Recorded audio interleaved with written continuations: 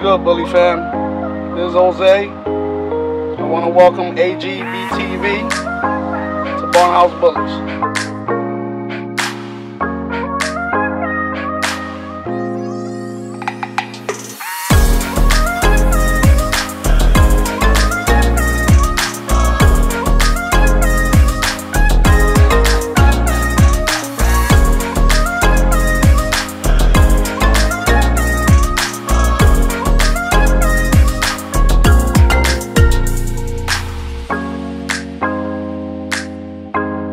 I appreciate you letting us come into the crib for real, man. I'm ready to see some of these bad dogs you've been talking about. What you plan on showing us today? I'm gonna show you a few females I got. Miss Bougie. I'm gonna bring back out. I'm gonna bring out her sister Eclipse. I'm gonna bring out the mom that where it started all that.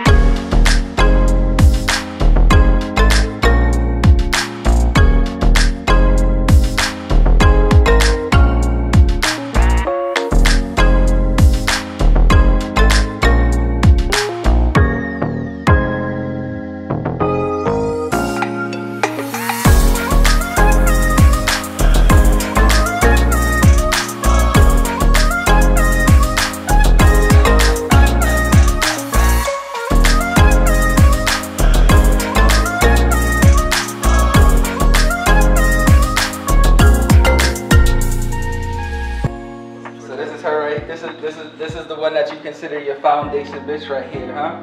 Yeah, she's definitely one of my foundation females right here. She's gorgeous, man. She's gorgeous. She's the producer of Venom, Bougie, Clips. So what did you do to get to her? Because obviously you produced her. Yeah. And in this litter, when you produced her, you consider that's the litter that's gonna be what I push forward with. Yeah, I produced her with a male I had, Malachi. He's in China right now. Oh, okay. And then her mother is Chronica. We bred Blue Ivy, the Black Sheep, and got Chronica. So Chronica, and then Chronica made Malachi. It made her. So Chronica is the mother to Zuffa, Little G. Okay. Oh, it's Zuffa and Little G. So Zuffa is Kodak's. He's dead. Dad. Yes. Oh, okay. Okay. Yeah. Right. This is the same litter that produced Kodak's dad. The litter mates. Yeah, they're brother and sister. Yep, they're litter mates. So Zuffa's her litter mate, which Zuffa's Kodak's dad. And Little G's off of the same litter. I remember Little G. Yeah.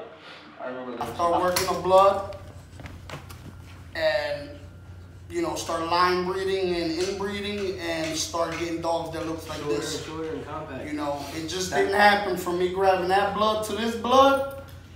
You get different dogs from line breeding and inbreeding, and this is how we start getting these dogs like this. We start getting her, and then we got her productions, Bougie, Venom, short compact frames. So she's already short, bro. I mean, I wear 10 and she's right there. You feel me? Like, she's not that long. And they're just gonna, we're just gonna continue on breeding to the next generation because it's moving to the future and it's nuts. Yeah. So for me, breeding, I think a year ahead is where I'm trying to think when I breed.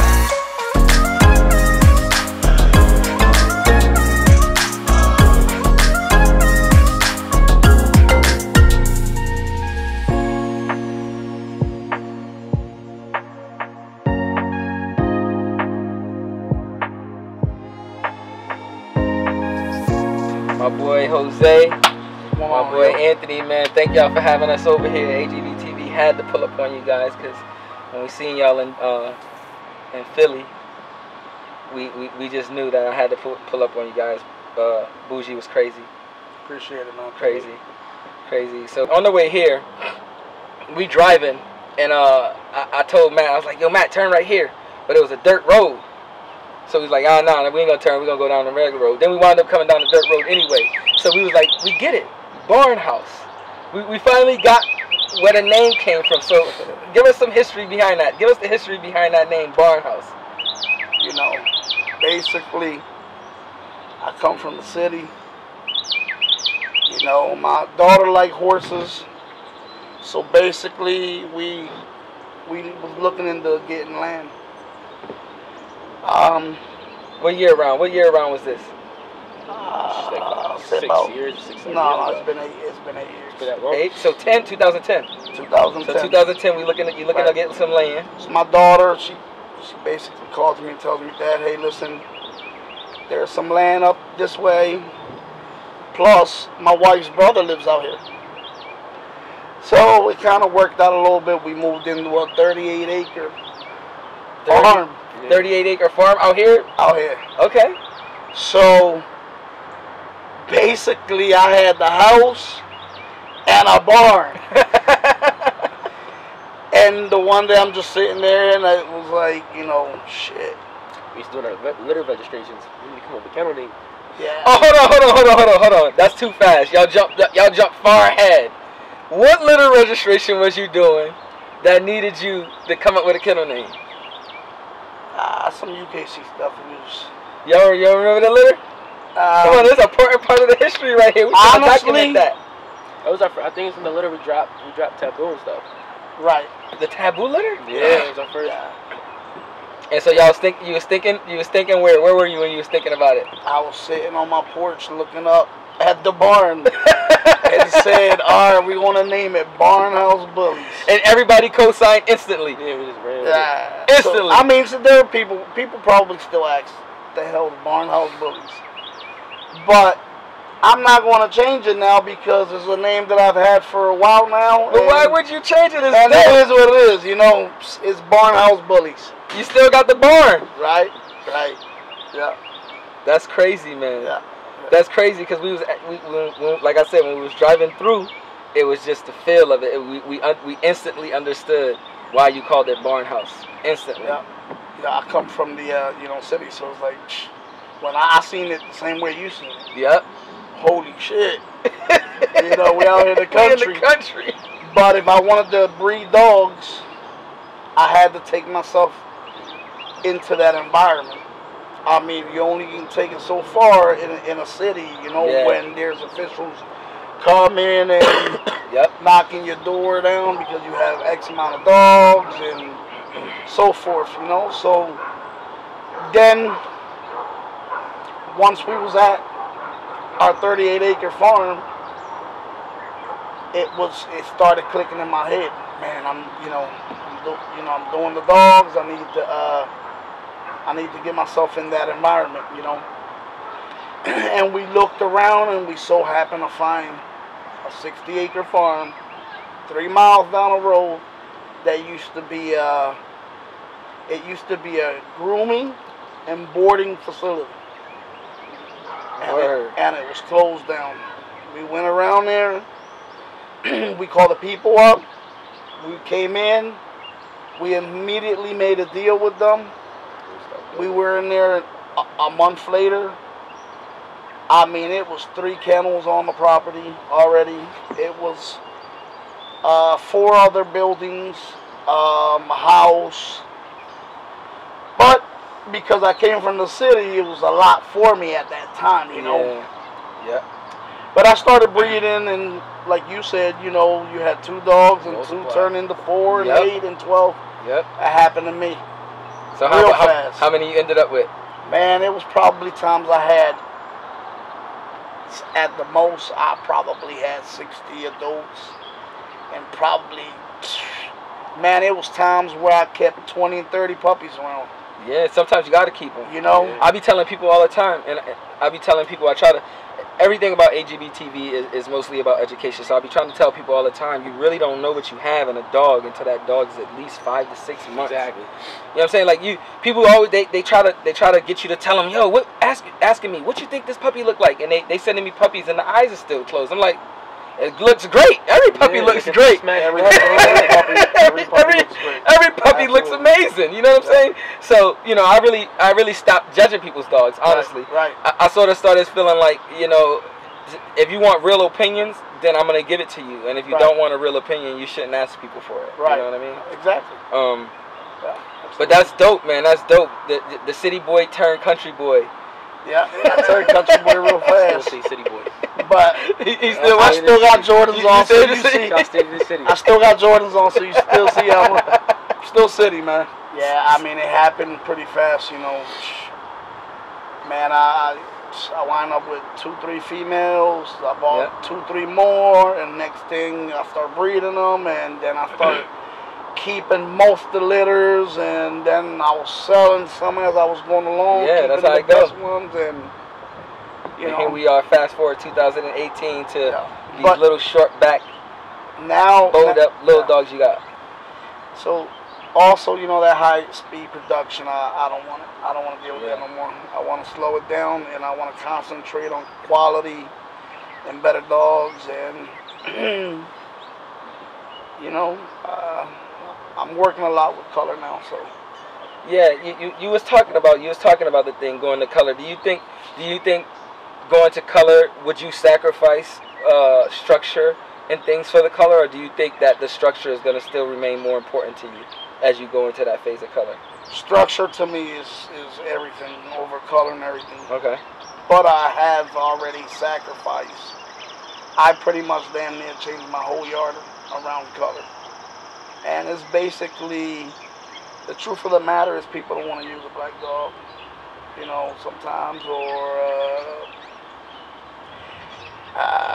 different kind of color dog. But you know what? Some of the better fucking dogs out there are black dogs. Black, blue, brindle? Blue dogs. You know, our brindle dogs. So, those, yeah. I mean, a badass dog is a badass dog. Definitely. Just, I'm happy with the 3 puppies I've gotten out the 1 litter, you know. Yeah. Who they offer? Hayes Jr. and Twilight. Hayes Jr., but the Twilight. Yeah. Twilight's the female that you was telling us about. Yeah. Correct. And she's you would consider her your foundation? She's one of my foundation females, yes. Definitely. She's not color, but you know, structure. Let's go back to that real quick. You said she's not color.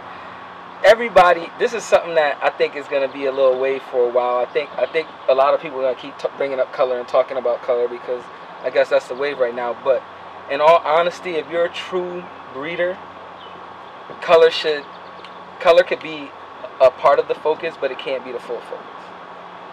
I say color with her because people always talk about the Brindle, you know, and the Brindle and stuff, you know, and I know she's Brindle. She a badass female, you know, and I don't mind owning her. Her color also really doesn't matter too much because the way I'm going to breed her, you know, I'm going to breed her out of color, out of brindle color, you know. I'm going to breed her in the, What's your plans? What's your plans with that girl? That girl crazy. Honestly, I need to make up a quick plans, you know, because she's coming in. She's getting close to being in heat. So who's the top 3 studs that you was thinking about taking her to? Because obviously they're not gonna be no brindle dogs. So who are you thinking about taking her to if you had the top 3? So you're not giving away exactly who you're gonna breed her to. Just give us the top 3 choices.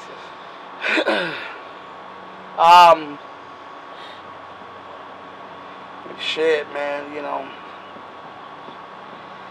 In my yard, if I had to use a dog, I would probably get it back to her brother. I'll probably use her brother, but I don't wanna breed too close like that. You know, I wanna be able to stretch out the dogs a little more far than the blood, you know, because at that point the blood would be too close, you know. But if I had to pick 3 dogs outside my yard,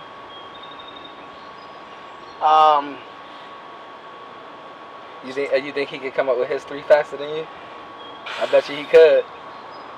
Let's try. I bet you could. Who's your 3? Your 3. Who's gonna be your 3? If you had to choose, take Jose out of it. You all by yourself. You choose. What's the 3 dogs? See, I like bougie structure. Like, I'm not worried about the structure. She brings a lot to the table. For top 3, I'll say Babe's one of them. Babe, yeah, I like Babe. 1. You got 2 more. I know. 2 more. There's not too many like studs like I like seen in person.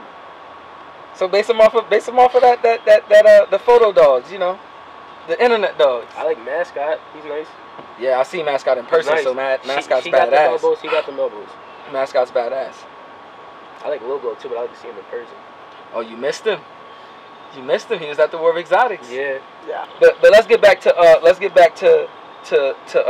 Bougie's mom, because when we were in there, when we was in the house and we was talking about the dogs, you kind of alluded to the fact that their mom wasn't gonna be what you pulled out. You understand what I'm saying? And the dog is crazy, so I want you to tell us a little bit of backstory on her. Tell me a little bit of backstory on their mother. Well, she's 2.5 years old. So when I produced her, you know, it was a different style from today's dog, you know. Dogs every day are getting more extreme and exotic. Yep. So they're changing every day.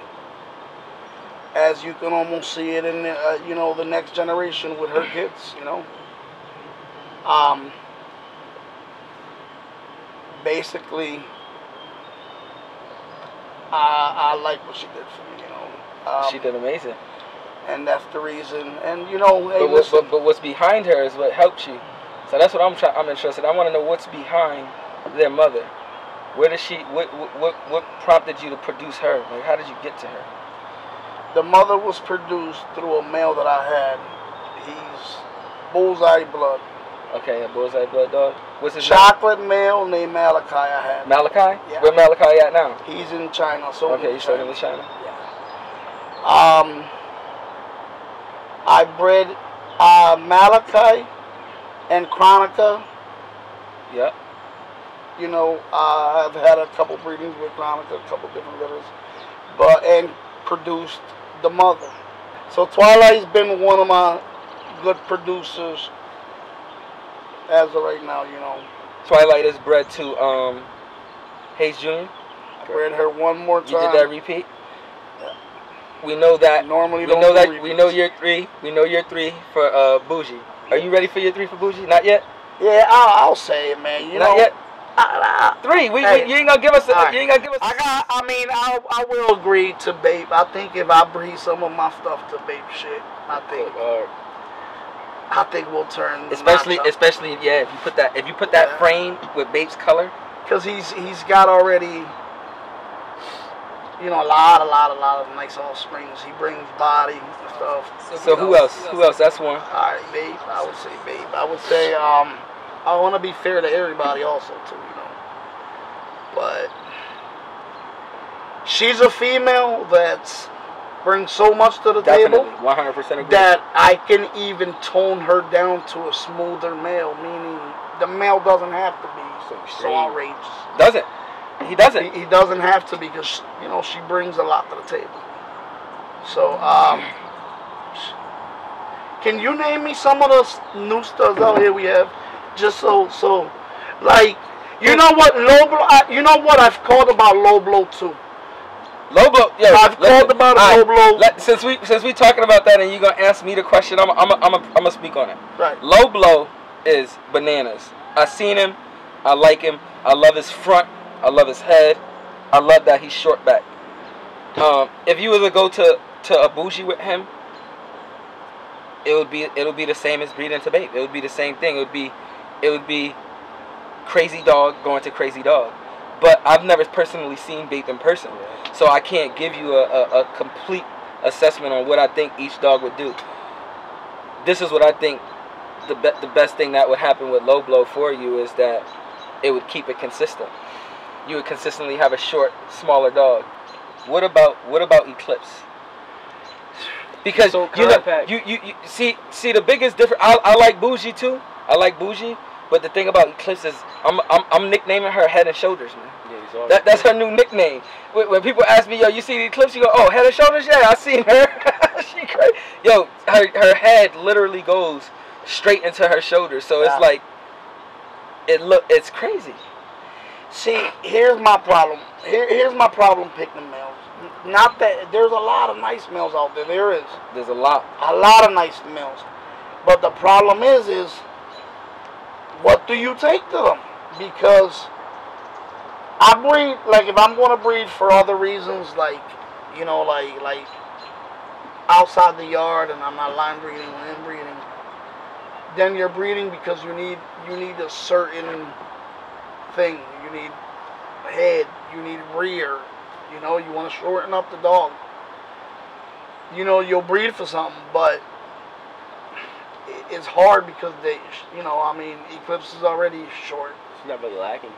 I mean, honestly, to tell you the truth, if I was to do something with her that I like to, like, but then she's only 11 months, she ain't fully popped yet, neither. So you know, I like to put Venom's head on her. Yep. I like to put Venom's head on her. Her whole structure. And that to me would make that. That would be one of your ideas. And honestly, if you want, that's the reason why we repeated the breeding, because just imagine if we did get that. It can happen. It can happen. Most definitely. Most definitely. You know. So one thing you was talking about and that we really love is that you mentioned how House Bullies is not about this one person and this one guy, Jose. Yeah. You saying a lot about that in the house. Can you mention something for us? I want to give a big shout out to my family. I want to give a shout out to my wife, Jamie Serrano. You know, she helps me. Just unbelievably, you know, we put in 16, 17, 18 hours every single day with these dogs. And I mean, it's times where I'm upstairs sleeping and I'll wake up from a nap and she's downstairs, you know, getting some food ready for some of the dogs, or, you know, filling out some papers or something, you know. I also want to thank my son, you know, Anthony Key, you know, he helps me with all the pictures, the stacking, the breedings. Yeah. It's not easy. It's not easy to breed. People think it's easy. So I mean, you know, you got to make sense. When, to me, I want to make sense of every breeding. I want to produce, you know. So, you know, it's having a good female, you know, it's breeding her to a good male, you know, and just the process. And then basically I want to work with my 15 females right now, and you know, and that's it, concentrate on that right now. That's the grind, man. That's the grind. Definitely family. If House Bullies has been nothing but just strictly family. So now that these new eras is in and everything is happening, where do you guys see the bully game going? Because this is the question that I like to ask at the end of our interviews, because the bully game is so changing. Today it can be bait, tomorrow it can be Dax again. You know, you never know. It just changes so often. So where do you see the bully game going? That's why I said earlier to you that anymore I try to do a breeding a year ahead. Think a year ahead, because the game is changing so fast. It has. It's changed a few times already since I've been in it, you know, 4 or 5 times, you know. But where I see it, it depends on the breeders, you know, what way they're going. If they're going to the cleaner dogs or to the more exotic dogs. It's going to go to purse dogs. But it's getting smaller and smaller. Purse dogs, you think? So you think we're going to be able to get these dogs into purses? There, we're getting close. Purses. I'm not sure if everybody's gonna like a small purse dog. Oh It's man, getting there, but it's getting there already. But there's, you know, getting because there. there's people. I talk to some people and they're not into small, tiny little dogs. I can make you a small little dog if you want it. I mean, just tell me how small you want them. You know, so it all depends. I think that the exotic game is going to get it extreme because we're. I miss extreme. I miss extreme dogs personally. That's what I love. Extreme dogs. I This is mean, too big. If we get pocket extreme, little extremes, micro extremes, they're on their way back, man. Trust me. they're on their way back. I'm kind of on a limb mode right now, taking a break for the summer. Me and my family went hard 5, 6, 7 years straight. Not a break, not a vacation. I'm talking about whelping 50, 60 litters a year. This year, honestly, we're sitting back a little bit, you know. I'm just going to breed, you know, I got about 15 females, and I'm just going to breed them slowly. You heard it here. AGBtv. Jose says we're going back to extreme. Anthony said we're going to have purse dogs. I say I'm ready to see it, baby. We're working on it. It's a wrap. We can end it just like that.